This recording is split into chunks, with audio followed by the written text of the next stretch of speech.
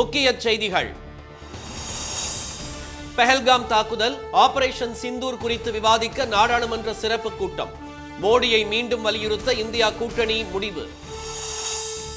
நீதிபதி வீட்டில் கட்டுக்கட்டாக பணம் கண்டுபிடிக்கப்பட்ட விவகாரம். பதவி நீக்கம் செய்யும் தீர்மானத்தை கொண்டுவர மத்திய அரசு முடிவு. வங்கக்கடலில் காற்றழுத்த தாழ்வு பகுதி இன்று வலுவடையும். கோவை, நீலகிரி மாவட்டங்களுக்கு ஆரஞ்சு எச்சரிக்கை.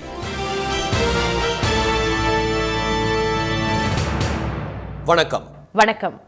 பஹல்காம் தாக்குதல் மற்றும் ஆபரேஷன் சிந்தூர் குறித்து விவாதிக்க நாடாளுமன்ற சிறப்பு கூட்டத்தை கூட்ட வலியுறுத்தி பிரதமர் திரு மோடிக்கு கடிதம் எழுத இந்தியா கூட்டணி முடிவு செய்துள்ளது. பஹல்காமில் ஏப்ரல் 22ஆம் தேதி தீவிரவாதிகள் நடத்திய தாக்குதலில் 26 பேர் கொல்லப்பட்டனர்.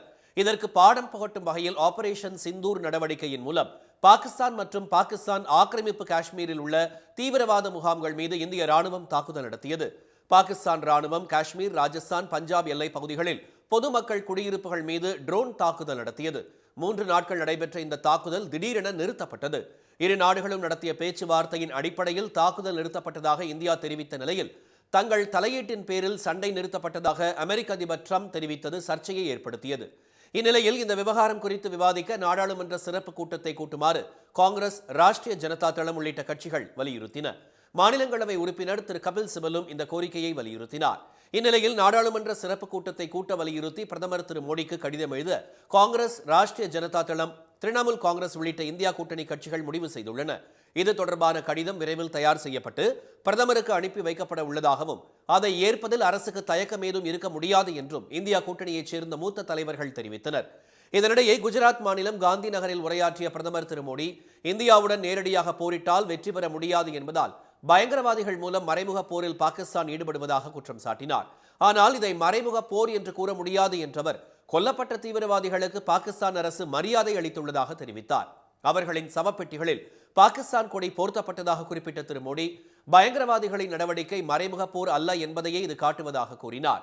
இதனிடையே பாகிஸ்தானின் எல்லை தாண்டிய பயங்கரவாதத்தை உலகுக்கு எடுத்துரைப்பதில் எதிர்க்கட்சி எம்பிக்கள் சிறப்புடன் செயல்பட்டு வருவதாக காங்கிரஸ் செய்தி தொடர்பாளர் திரு பவன் கெரா கூறியுள்ளார். டெல்லியில் செய்தியாளர்களிடம் பேசிய அவர், பிரதமரும் பாஜகவினரும் மலிவான அரசியல் செய்வதாக விமர்சித்தார். ராமர் ஒரு கற்பனை கதாபாத்திரம் என்று பேசியது தொடர்பாக எதிர்க்கட்சித் தலைவர் திரு ராகுல் காந்தி மீது வழக்கு தொடர்வதற்கு வாரணாசி நீதிமன்றம் அனுமதி அளிக்க மறுத்துவிட்டது. அமெரிக்கா சென்றிருந்த அவர் பிரவுன் பல்கலைக்கழகத்தில் பேசிய போது இந்தியாவின் மிகப்பெரிய சமூக சீர்திருத்தவாதிகள் மற்றும் அரசியல் சிந்தனையாளர்களாக விளங்கிய புத்தர், குருநானக், நாராயணகுரு, ஜோதிராவ் புலே, மகாத்மா காந்தி, அம்பேத்கர் ஆகியோர் மதவெறி பிடித்தவர்கள் அல்ல என்றும் அனைவரையும் அரவணைத்து செல்ல வேண்டும் என்றே அவர்கள் போதித்ததாகவும் கூறினார். ராமர் போன்ற புராண கதாபாத்திரங்களும் அதைத்தான் போதித்தன என்றும் ராமர் மன்னிப்பவராகவும் இரக்கமுள்ளவராகவும் இருந்தார் என்றும் திரு ராகுல் காந்தி கூறியிருந்தார்.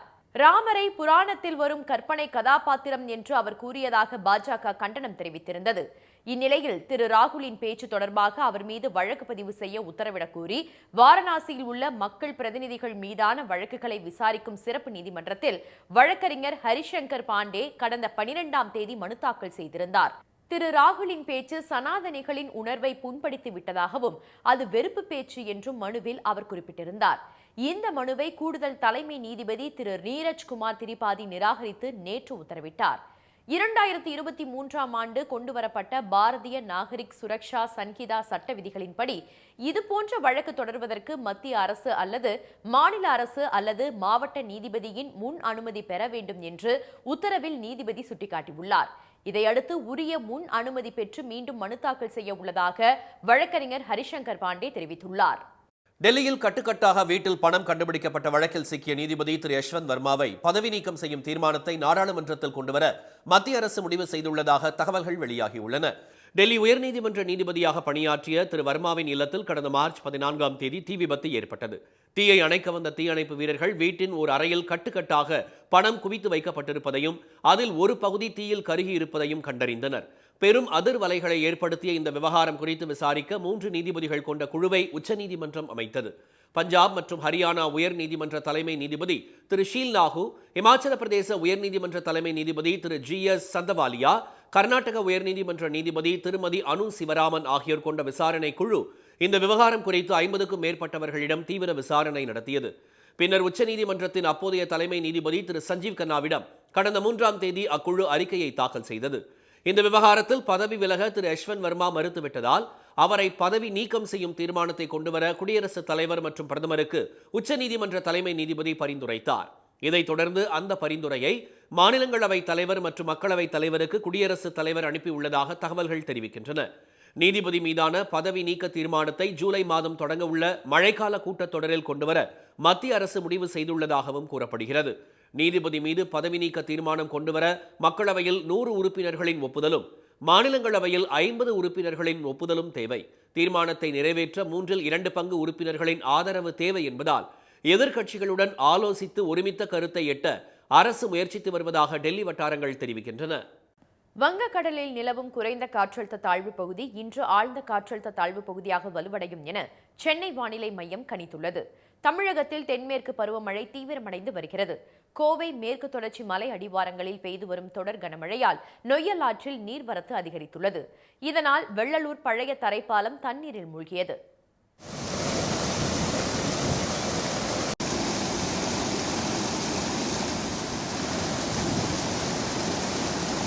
இந்த பாலம் வேலை நடக்கும் பொழுது எங்களுக்கு இந்த மாதிரி தண்ணி வந்து கிட்டத்தட்ட ஒரு 10-15 டைமுக்கு மேலே ஒரு 20 நாளைக்கு மேலே எங்களுக்கு சிங்கானூர் போகணும்னா எங்களுக்கு ஒரு 6 கிலோமீட்டர் சுற்றி தான் போகணும். ஏன்னா இங்கிருந்து நேராக போய் நம்ம வந்து இப்போ காமாட்சிபுரம் ஜங்ஷன்லேருந்து போய் திரும்ப வந்து திருச்சி ரோட பிடிச்சி தான் நேராக இங்கே வரணும். தேனி மாவட்டத்தில் மழை, வெள்ளம் மற்றும் பேரிடர் தொடர்பான புகார்களுக்கு கட்டுப்பாட்டு அறைக்கு தொடர்பு கொள்ளுமாறு மாவட்ட நிர்வாகம் கேட்டுக் கொண்டுள்ளது. ஆற்றங்கரை பகுதிகளில் வசிக்கும் பொதுமக்கள் கவனமுடனும் முன்னெச்சரிக்கையுடனும் இருக்குமாறு அறிவுறுத்தப்பட்டுள்ளது. கர்நாடகாவில் காவிரி ஆற்றில் குளிக்கும் போது வெள்ளத்தில் அடித்துச் செல்லப்பட்ட 4 மாணவர்களில் 3 பேர் பத்திரமாக மீட்கப்பட்டுள்ளனர். தண்ணீரில் இழுத்துச் செல்லப்பட்ட போது பாறைகளை பற்றிக் கொண்டு பரிதவித்த அவர்களை தீயணைப்பு படையினர் கயிறு கட்டி மீட்டனர். இதனிடையே வடமேற்கு வங்கக்கடல் பகுதியில் உருவான குறைந்த காற்றழுத்த தாழ்வு வடக்கு திசையில் நகர்ந்து ஆழ்ந்த காற்றழுத்த தாழ்வு பகுதியாக இன்று வலுவடையக்கூடும் என்று சென்னை வானிலை மையம் தெரிவித்துள்ளது. கோவை, நீலகிரி மாவட்டங்களில் மிக கனமழைக்கான ஆரஞ்சு எச்சரிக்கை விடுக்கப்பட்டுள்ளது. தமிழ்நாடு மற்றும் புதுச்சேரியில் அடுத்த 5 நாட்களுக்கு மிதமான மழை பெய்யக்கூடும் என்றும் சென்னையில் இன்று மழை பெய்ய வாய்ப்புள்ளதாகவும் வானிலை மையம் தெரிவித்துள்ளது. உச்சநீதிமன்ற முன்னாள் தலைமை நீதிபதி திரு ஜெகதீஷ் சிங் கெகர், நடிகை சோபனா, தொழிலதிபர் நல்லி குப்புசாமி உள்ளிட்ட 68 பேருக்கு பத்ம விருதுகள் வழங்கப்பட்டன. 76வது குடியரசு தினத்தை முன்னிட்டு இந்த ஆண்டு 139 பேருக்கு பத்மஸ்ரீ, பத்ம பூஷன், பத்ம விபூஷன் விருதுகள் அறிவிக்கப்பட்டன. முதல் கட்டமாக நடிகர் அஜித், கிரிக்கெட் வீரர் அஸ்வின் உள்ளிட்ட 71 பேருக்கு கடந்த ஏப்ரல் மாதம் 28ஆம் தேதி பத்ம விருதுகள் வழங்கப்பட்டன. எஞ்சிய 68 பேருக்கு பத்ம விருதுகளை குடியரசுத் தலைவர் மாளிகையில் நேற்று நடைபெற்ற விழாவில் குடியரசுத் தலைவர் திருமதி திரௌபதி முர்மு வழங்கினார். உச்சநீதிமன்ற முன்னாள் தலைமை நீதிபதி திரு ஜெகதீஷ் கெகருக்கு பத்ம விபூஷன் விருது வழங்கப்பட்டது. நடிகை சோபனா பத்ம பூஷன் விருதை பெற்றார். திரு நல்லி குப்புசாமி செட்டிக்கு பத்ம பூஷன் விருதும், பறை இசை கலைஞர் திரு வேலு ஆசானுக்கு பத்மஸ்ரீ விருதும் வழங்கப்பட்டன. पद्म श्री श्री वेलु आसान कला संगीत, पद्म भूषण डॉक्टर शोभना चंद्र कुमार कला नृत्य, श्री नल्ली कुप्पुस्वामी चेट्टी व्यापार एवं उद्योग. கலைத்துறையைச் சேர்ந்த குருவாயூர் திருதுரை, புரிசை கண்ணப்ப சம்பந்தன் ஆகியோர் பத்மஸ்ரீ விருதை குடியரசுத் தலைவரிடமிருந்து பெற்றுக் கொண்டனர். அறிவியல் மற்றும் பொறியியல் துறைக்கு ஆற்றிய சேவைக்காக திரு எம்.டி. ஸ்ரீனிவாஸ், இலக்கியம் மற்றும் கல்வித்துறையில் அளித்த பங்களிப்புக்காக திரு சி.நி. விஸ்வநாதன் ஆகியோருக்கு பத்மஸ்ரீ விருது வழங்கப்பட்டது. அமெரிக்காவில் தங்கி படிக்கும் வெளிநாட்டு மாணவர்கள் வகுப்புகளுக்கு வராமல் இருந்தால் விசா ரத்து செய்யப்படும் என்று அந்நாடு எச்சரித்துள்ளது. கடந்த கல்வியாண்டில் அமெரிக்காவில் உள்ள கல்லூரி மற்றும் பல்கலைக்கழகங்களில் சேர்ந்த வெளிநாட்டு மாணவர்களின் எண்ணிக்கை இதுவரை இல்லாத அளவாக 11,26,690 அதிகரித்துள்ளது. இது முந்தைய கல்வியாண்டின் மாணவர்கள் எண்ணிக்கையை விட 7% அதிகமாகும். இந்தியாவில் இருந்து அமெரிக்கா சென்ற மாணவர்களின் எண்ணிக்கை 3,31,602. இது முந்தைய கல்வியாண்டை விட 23% அதிகம். இந்நிலையில் ட்ரம்ப் நிர்வாகத்தின் கீழ் விதிகளை பின்பற்றாத மாணவர்கள் கடுமையான எதிர்விளைவுகளை சந்திக்க நேரிடுகிறது. சரியாக படிக்காதது, வகுப்புக்கு வராமல் இருப்பது, வேலையில் சேர்ந்ததை பற்றி தகவல் தெரிவிக்காதது ஆகியவை நாடு கடத்தப்படும் ஆபத்தை ஏற்படுத்தும் என்று எச்சரிக்கப்பட்டுள்ளது. விபத்தின் பேரில் செயல்முறை பயிற்சி திட்டத்தின் கீழ் வேலையில் சேர்ந்தால் அது பற்றி 90 நாட்களுக்குள் தகவல் தெரிவிக்காவிட்டால் மாணவர் மற்றும் வருகையாளர் தகவல் தரவிலிருந்து பெயர் பெயர் தானாகவே நீக்கப்படும் என்றும் அறிவிக்கப்பட்டுள்ளது. படிப்பை இடைநிறுத்துவது, வகுப்புக்கு வராதது, கல்வி நிறுவனத்திற்கு தெரிவிக்காமல் படிப்பை விட்டுச் செல்வது ஆகிய செயல்கள் விசா ரத்துக்கு வழிவகுக்கும் என்று தெரிவிக்கப்பட்டுள்ளது. இது தொடர்பாக டெல்லியில் உள்ள அமெரிக்க தூதரகம் வெளியிட்டுள்ள அறிவிப்பில், இந்திய மாணவர்கள் விசா நிபந்தனைகளை மீறினால் உடனடியாக அதற்கான விளைவுகளை சந்திக்க நேரிடும் என்று தெரிவிக்கப்பட்டுள்ளது.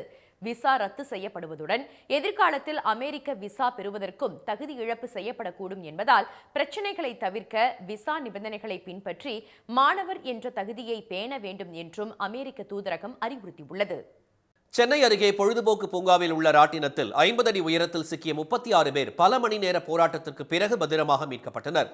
ஈஞ்சம்பாக்கம் பகுதியில் உள்ள அந்த பொழுதுபோக்கு பூங்காவில் இயந்திர கோளாறால் ஒரு ராட்சத ராட்டினம் அந்தரத்தில் தொங்கியது. அப்போது ராட்டினத்தில் இருந்த கிட்டத்தட்ட 36 பேர் உயிர் பயத்தில் கூச்சலிட்டனர்.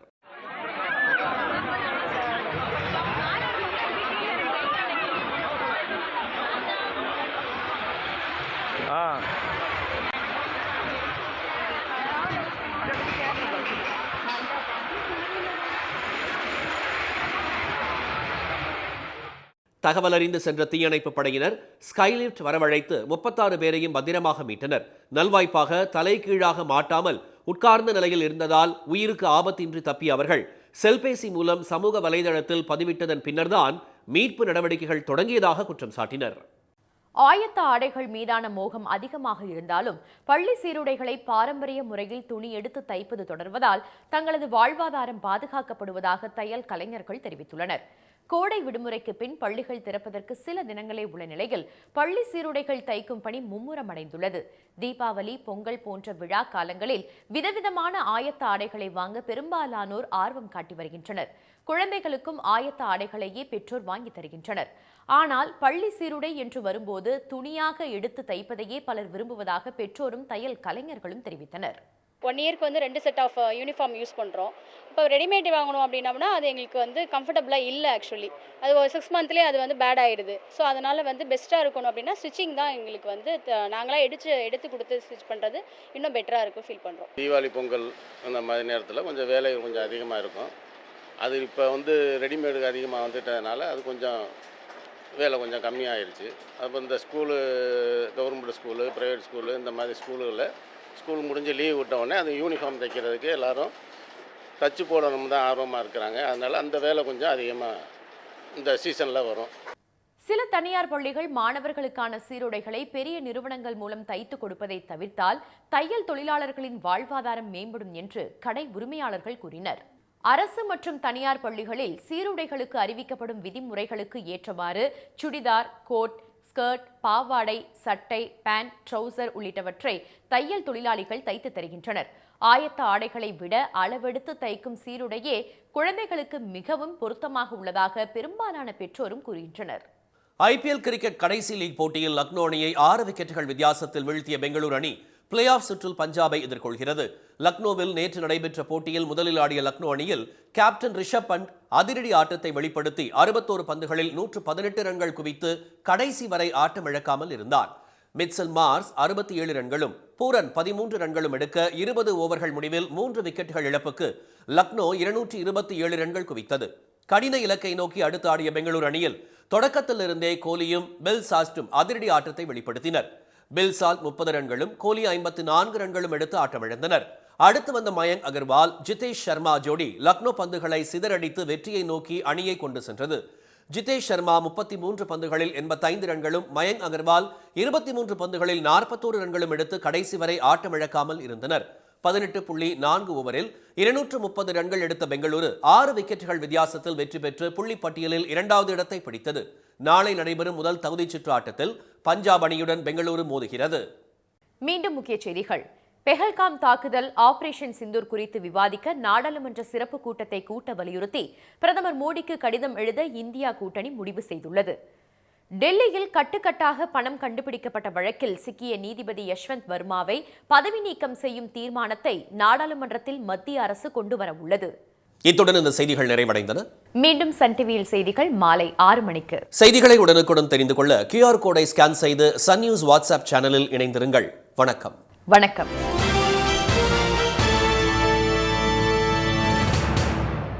உடனுக்குடன் செய்திகளை தெரிந்து கொள்ள சன் நியூஸ் பெல் ஐகானை கிளிக் பண்ணுங்க.